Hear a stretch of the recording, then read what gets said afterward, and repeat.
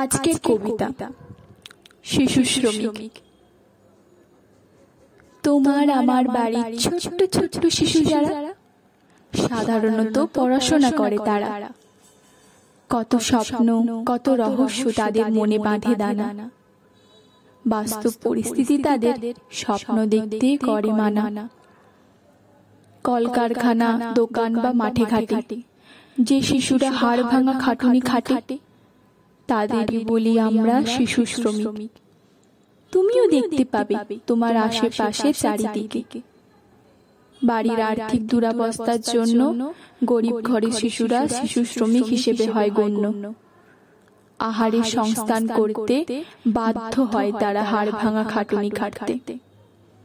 কাজ করে তারা অল্প টাকার বিনিময়, কেউ আবার কাজ করে দুবেলা পেটে খেয়ে। হয় না খেলাধুলা আর পড়াশোনা, তাই তো শিক্ষা কি তাহাদের রয়ে যায় অজানা। কোনো বাবা মা চায় না কাজ করুক তার ছোট্ট সন্তান। পরিস্থিতির চাপে পড়ে সন্তানদের তারা কাজে পাঠান। সমাজে বিস্তর ফারাক ধনী গরিবের মধ্যে, খালি পেটে পড়াশোনা হয় না যে গরিবের সাধ্যে। মালিকেরাও জানে শিশু শ্রমিক দিয়ে কাজ করানো ঠিক নয়। উপযুক্ত শ্রমিক না পেয়ে তারা শিশুদের দিয়ে কাজ করাতে বাধ্য হয়। যখন পেটের জন্য আহারের দরকার হয় তখনই মালিকদের শিশুরা ভগবান কয়। বেশিরভাগ অসহায় বাবা মা নিজেরাই বলে, কচি তুই কাজ করে খা। শুধু কি করলেই হবে আইন কানুন?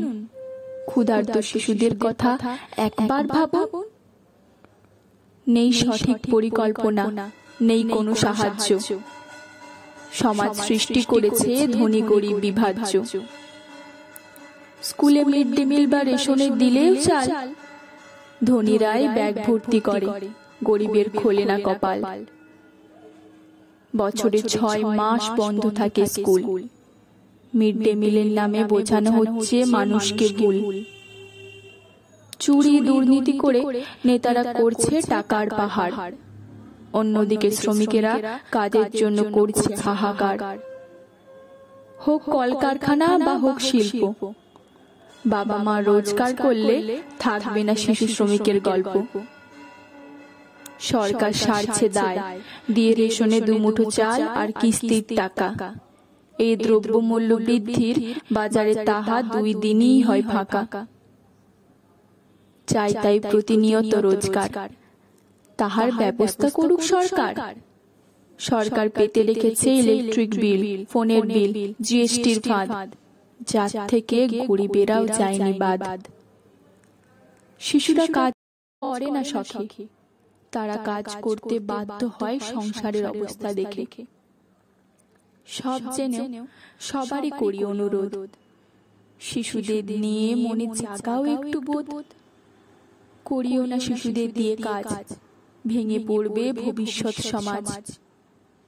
ক্ষুধার্ত শিশুর পাশে দাঁড়াও যে যার সাধ্য মতো।